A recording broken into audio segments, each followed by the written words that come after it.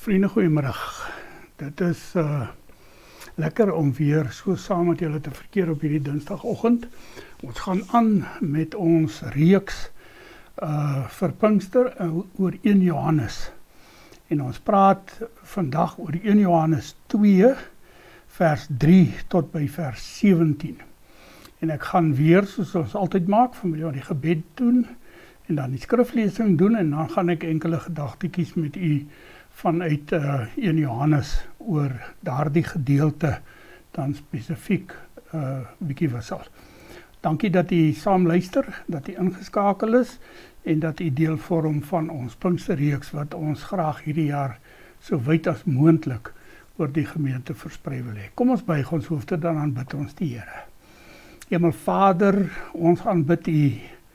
Koning Jesus, ons aanbid u. Heilige Gees, ons sing tot u lof en eer. Want as ons met u besig raak, dan besef ons elke oomblik van elke dag dat ons met die grootste God besig is, dat ons met die enigste God besig is, dat ons met die ware God besig is, en dat ons daarom nie anders kan as om maar net voor u neer te kniel in diep afhanklikheid. Want selfs hierdie gedagtes wat ons met mekaar verwissel in die lees van u woord, is afhanklik van u seën en u genade, van u liefde, en dit wat u ook graag deur u Heilige Gees met ons wil deel. Daarom bid ons, Here, praat met ons luister, u is ons Here, ons dien u, ons is u kinders. In Jesus naam, amen. 1 Johannes 2 vers 3 lui so, en dit is hoe ons weet dat ons hom ken, as ons sy gebooie onderhou. Iemand wat sê, ek ken hom, maar sy gebooie nie onderhou nie, is 'n leienaar en die waarheid is nie in hom nie. Maar wie sy woorde gehoorsaam, in hom het die liefde van God waarlik volmaak geword. En hieruit weet ons dat ons in hom is. Wie sê dat hy in hom bly, behoort ook self te leef soos hy geleef het. Geliefdes, dit is nie 'n nuwe gebod waaroor ek aan julle skryf nie, maar 'n ou gebod wat julle van die begin af gehaat het. Die ou gebod is die woord wat julle gehoor het. Doch is dit ook 'n nuwe gebod wat ek aan julle voorskryf, wat in hom en in julle werklikheid is. Omdat die duisternis besig is om verby te gaan en die ware lig weer skyn. Ek wil vers 8 weer lees, want ek is nie doodseker dat u mooi volg wat ek nou gedoen het nie. Ek volg self nie wat ek nou gedoen het nie. Tog is dit 'n nuwe gebod wat ek aan julle voorskryf.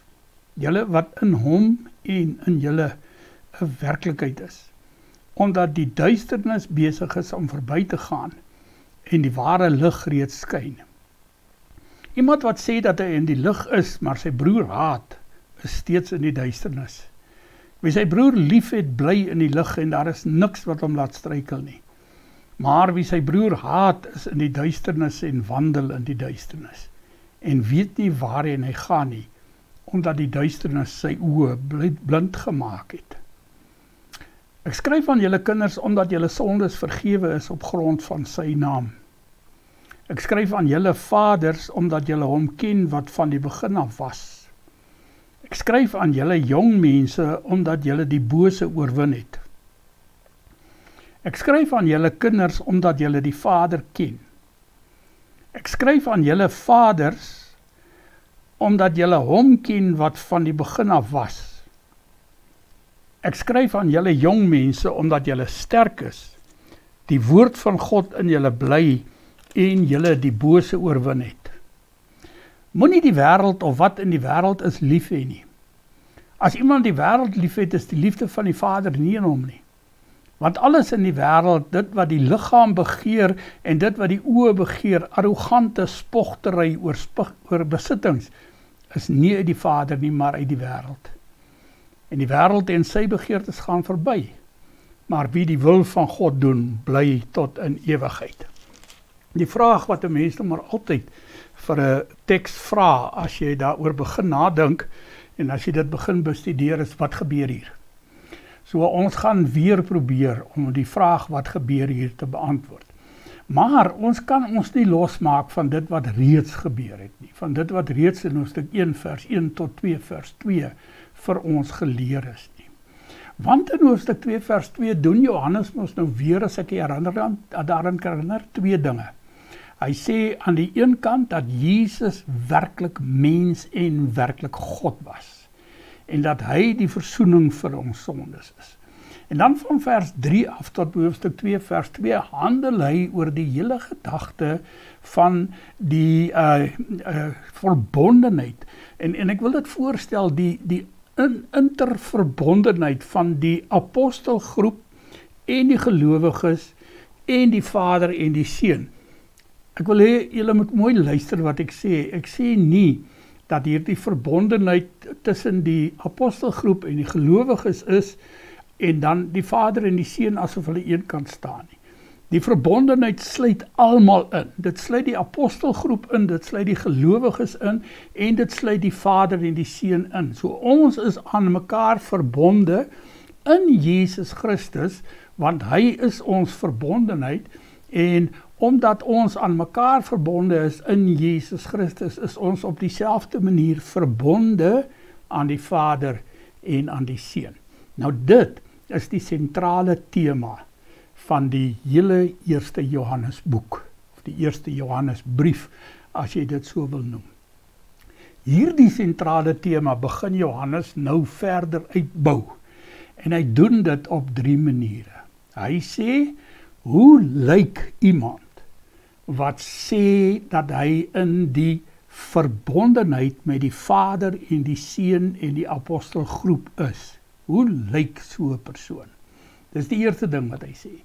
Die tweede ding wat hy sê is, hoe groei so 'n persoon wat sê dat hy in verbondenheid met die apostelgroep, met die medegelowiges en met die Vader en die Seun is. Dis die tweede ding wat hy sê, hoe groei so 'n persoon? En die derde ding is, wat doen so 'n persoon? Waarmee hou iemand wat sê dat hy in verbondenheid aan die apostelgroep, aan die medegelowiges en aan die Vader en die Seun lewe? Wat doen so 'n mens? Nou kom ons begin voor. Kom ons begin dan gesels ons 'n paar gedagtes oor die hele gedagte van die uitleef van hierdie verbondenheid aan die Vader en die Seun en die medegelowiges en die apostelgroep. En Johannes sê, die sleutelgedagte daarvan is liefde in gehoorsaamheid. Of, miskien moet hy mense dit andersom sê, gehoorsaamheid in liefde. My vriend, dit is gewoon soos wat Johannes sê, dit is die werklikheid van die lewe waarin ons leef. 'n Mens wat hom nie steur aan God en sy gebod nie, lewe nie in verbondenheid met God nie. Dis eenvoudig, dis nie moeilik om dit te verstaan nie. Dit is eenvoudige, kragtige evangelie van ons Here Jesus Christus. As jy in die sonde lewe, as jy in ongehoorsaamheid voor God lewe, dan lewe jy nie in verbondenheid met die apostelgroep, met die medegelowiges en met God die Vader nie. Nou, daar is baie sondes wat 'n mens so goed kan wegsteek, dat die ander mense rondom jou nie daarvan weet nie. Die apostelgroep is almal dood, hulle het nie meer insette te lewer in die lewe in die 21ste eeu nie. En ons as gelowiges kan nie mekaar se harte sien nie. Ons kan nie sien hoe lyk dit binne in jou hart nie, maar jy kan. Jy weet hoe lyk dit in jou hart. Jy weet of jy in diep gehoorsaamheid aan die woord van God, aan die eise van sy woord en aan die eise van die evangelie lewe, of jy dit nie doen nie. Ook, behalwe dat jy dit weet, weet God die Vader en die Seun weet dit, want hulle weet van jou al klaar alles wat daar te wete is, selfs ook dit wat nog op jou lewenspad voor lê. En dis waarmee Johannes hier besig is. Hy sê liefdevolle gehoorsaamheid of gehoorsaamheid in liefde is die manier waarop ons as gelowiges ons verbondenheid met God en met die Seun en met die apostelgroep en met die medegelowiges bevestig.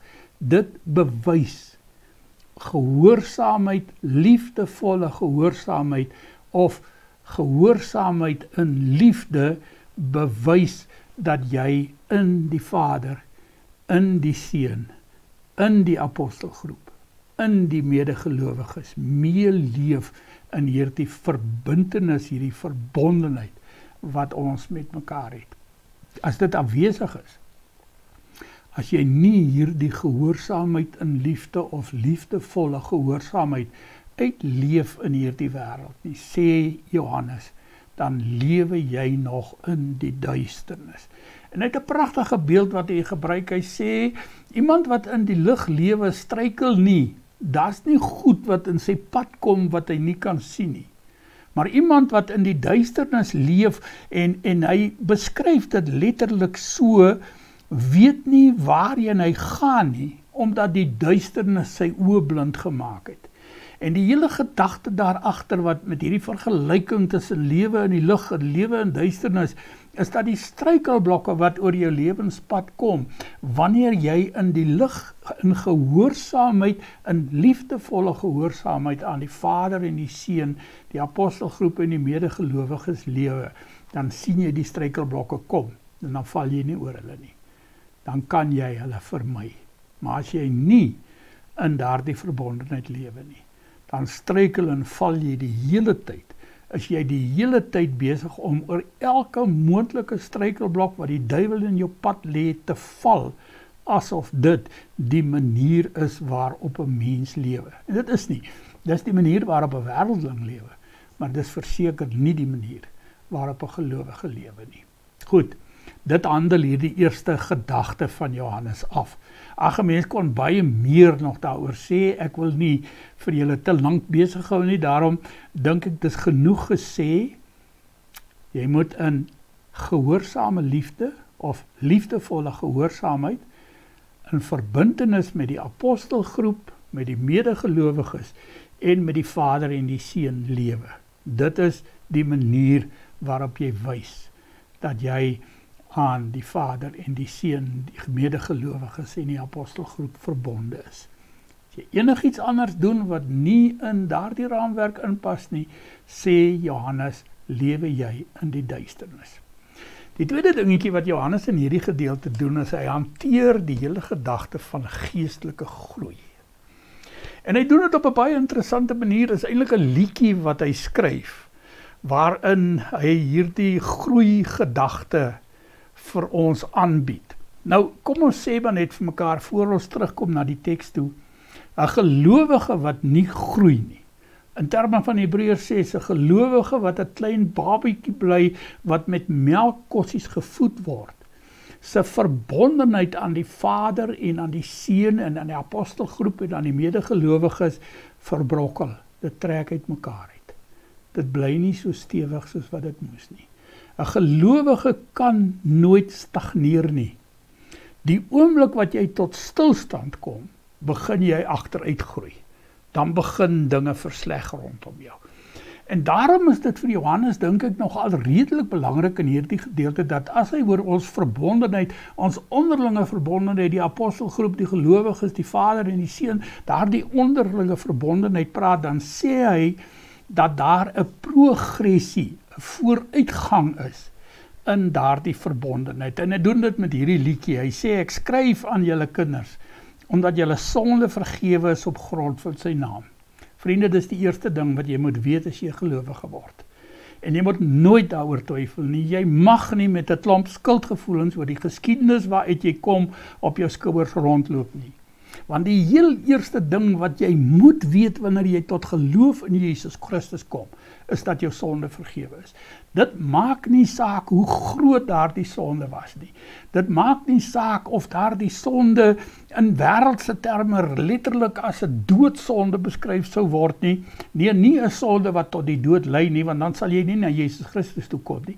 Maar wanneer jy by Jesus Christus kom, wanneer jy antwoord op sy roepstem, wanneer jy vir hom sê, Here, hier is ek, arme, swak sondaar, soos wat ons verlede week, gister daarna gekyk het, dan word jy van een ding verseker, en dit is dat God al jou sondes vergewe.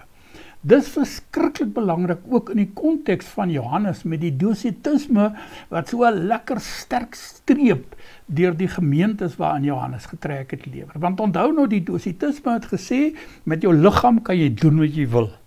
Jou gees word nie daardeur geraak nie. En ons het gister vir mekaar gesê, dis in sommer plain nonsens.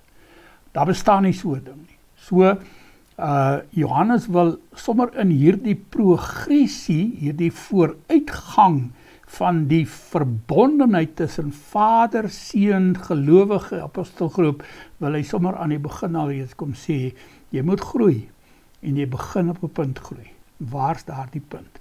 Die bewustheid dat jou sonde vergewe is. Ongelukkig dink ek, is daar baie gelowiges wat liewer daar wil bly staan.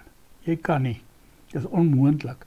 As jy daar bly staan, gaan jy net agteruit en agteruit en agteruit, en dan begin jy al meer twyfel en twyfel of jou sonde vergewe is, en as jy meer en meer twyfel of jou sonde vergewe is, dan maak dit op die einde van die dag nie meer saak of jy sondig of nie sondig nie. Nee, dit is verskriklik belangrik dat jy as kind van die Vader sal weet dat jou sonde vergewe is. Die tweede van hierdie groeimomente praat Johannes met die vaders. En hy sê, die wat nou al 'n bietjie verder gevorder het, onthou nou, ons het met 'n patriargale lewenstyl te doen. Die man is die hoof van die huis, so hy praat nie van vaders en moeders nie, hy praat doodgewoon net van vaders, die moeders is daarbey ingesluit. Hy sê, ek skryf aan julle vaders, omdat julle hom ken wat van die begin af was. So nie meer gaan dit nou net oor die vergifnis van ons sonde nie. Dit gaan oor 'n bepaalde definitiewe kennis van Jesus Christus ons Here en Verlosser. Hy wat van die begin af was, want dit is na wie Johannes verwys, as hy byvoorbeeld in vers 1 sê, wat van die begin af was, wat ons gehoor het, wat ons met ons eie oë gesien het, wat ons aandagtig bekyk het, en wat ons hande aangeraak het aan die gaande die woord van die lewe, dit verkondig ons aan julle. So die fokus van 'n mens wat begin groei op die geloofspad, wat wegbeweeg van net die bewustheid dat my sonde vergewe is, word Jesus Christus. Hy is die een wat in die fokus van ons verkykertjies of ons teleskope of wat ook al staan. Hy is die fokus van die lewe van iemand wat groei om met hom saam te lewe in daardie innige onderlinge verbondenheid van apostelgroep, gelowig in Vader, Seun en Heilige Gees, as ons die daarby kan sit. Dan kom hy met 'n derde moment na vore en hy sê, ek skryf aan julle jong mense, omdat julle die bose oorwin het. En vriende, hier lê een van die geheime van geloofslewe. Geloofslewe is per definisie 'n oorwinningslewe. Geloofslewe is nie 'n lewe waar jy val, en dan staan jy in Jesus op, en die oomblik wat jy op jou voete is, dan val jy weer, en dan staan jy maar weer in Jesus op, en die oomblik wat jy op voete is, dan val jy maar weer. Dit is nie 'n oorwinningslewe daar nie. As die apostel Paulus skryf, dat ons meer as oorwinnaars is deur Christus Jesus wat ons krag gee, en ons bely nie dat ons staande kan bly, omdat ons Here Jesus Christus die krag daartoe verskaf nie, dan maak ons van Jesus 'n leenaar. Dan sê ons, hy lewer nie vir ons die krag waarmee ons staande kan bly nie. Nee, die teendeel is waar. As ek in val en opstaan lewe, nie 'n oorwinningslewe leef nie, maar 'n val en opstaan lewe leef, dan is dit eenvoudig so, omdat ek nie krag van Jesus Christus wil toelaat om in deur my te werk nie. Dis so simpel soos dit is. Jy hoef nie verskriklik daaroor te redeneer of daaroor bekommerd te wees nie. Johannes herhaal hierdie liedjies, versies weer nou met die kinders, omdat hulle die Vader ken, ons kinders die Vader ken, vaders, weer eens omdat julle hom ken wat van die begin af was, en dan jong mense omdat julle sterk is, en die woord van God in julle bly, en julle die bose oorwin het. Kom ons maak dit met mekaar vas. Iemand wat in verbondenheid met God die Vader en die Seun, die apostelgroep en die medegelowiges leef. Iemand wat so in verbondenheid lewe, is iemand wat in liefdevolle gehoorsaamheid doen wat God van hom vra. Hy lewe in die lig. Dis ook iemand wat van basispunt af, daar waar ek van die vergifnis van my sonde bewus raak, tot daar die fokus waar ek Jesus Christus alleen in die oog het, tot daar die totale oorwinningslewe, iemand wat daarin groei. En as jy nie daarin groei nie, dan verbrokkel soos wanneer jy nie in die waarheid lewe, of nie in gehoorsaamheid lewe nie, verbrokkel die verbondenheid, en dan val jy al verder en verder en verder van die Vader af weg. Goed, die ingesteldheid van 'n mens wat in verbondenheid aan God lewe, is gehoorsaamheid. Gehoorsaamheid in liefde of liefdevolle gehoorsaamheid. Die gebeure rondom so 'n persoon, die fokus van so 'n persoon is groei.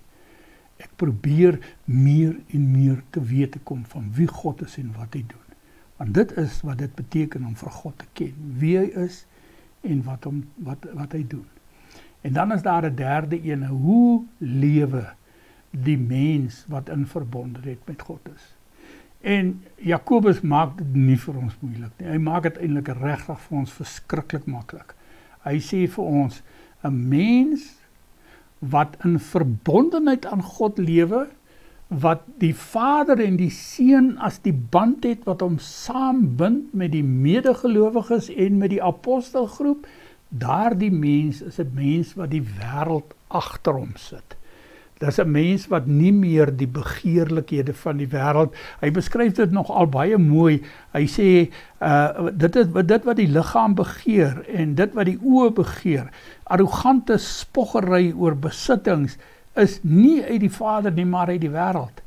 En die wêreldse begeertes gaan verby, maar wie die wil van God doen, bly tot in ewigheid. Vriende, Johannes sê die ewige lewe toe, hier aan mense, wat die wêreld agter sit, wat sê, dit wat vir die wêreld belangrik is, het vir my onbelangrik geword. Beteken dit nou dat jou boerdery vir jou onbelangrik moet wees? Nee, dis nie wat dit beteken nie. Daar's 'n regte en 'n verkeerde manier om aandag aan jou boerdery te gee. As jou boerdery jou alles word, en die plek van Jesus Christus in jou lewe inneem, moet jy dringend tot bekering kom. Want dan is daar groot fout in jou lewe. Maar as Jesus Christus die alles in jou lewe is, en jou boerdery is die manier waarop jy jou gehoorsaamheid aan hom, en jou groei in hom, en jou uitleef van die verbondenheid tussen ons, en die Vader en die Seun en die apostelgroep, as dit so om is, dan moet jy jou boerdery so goed as wat jy moontlik kan bedryf, want dan word jou boerdery 'n getuienis van dit wat Jesus Christus in jou lewe doen. As jy dit andersom doen, as jou boerdery jou fokus is en Jesus is 'n aanhangsel, dan verbrokkel jou verbondenheid. En ek wil hê julle moet hoor, ek het dit nou by elkeen van hierdie geleenthede gesê. As jy die lewe verkeerd benader, dan verbrokkel jou verbondenheid, en dan raak jy al losser en losser van God die Vader, van die medegelowiges, van die apostelgroep, en dan as jy jouself weer kom kry, dan staan jy siel alleen, sonder God, sonder mens, in die wêreld soos wat Jesus aan die kruis was. En dit wil ons nie hê nie, dit wil niemand hê nie. Ons wens dit ook nie vir jou toe nie. Mag die Here vir jou genadig wees, om hierdie 3 dingetjies, liefdevolle gehoorsaamheid, groei in Christus, en die agterlaat van die wêreld, sodat jou fokus God kan wees. Want hierdie 3 dingetjies, in hierdie Pinksterreeks, in jou lewe manifesteer. Ons bid dit vir julle toe. Amen.